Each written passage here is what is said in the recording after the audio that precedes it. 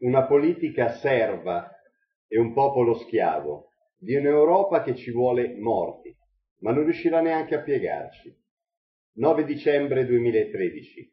Blocchiamo l'Italia, blocchiamo i loro interessi e riprendiamoci quello che è nostro di diritto. Lo dobbiamo fare tutti. Questa è la battaglia di tutti gli italiani per garantire un futuro certo ai nostri figli. Detto questo, il mio sciopero della fame continua.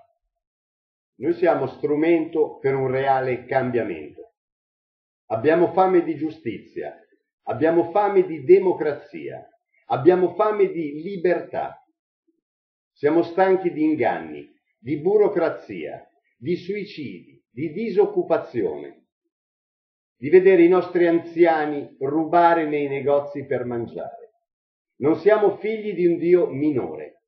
Io dico no alla violenza, sì al diritto di manifestare laddove uno Stato ti abbandona.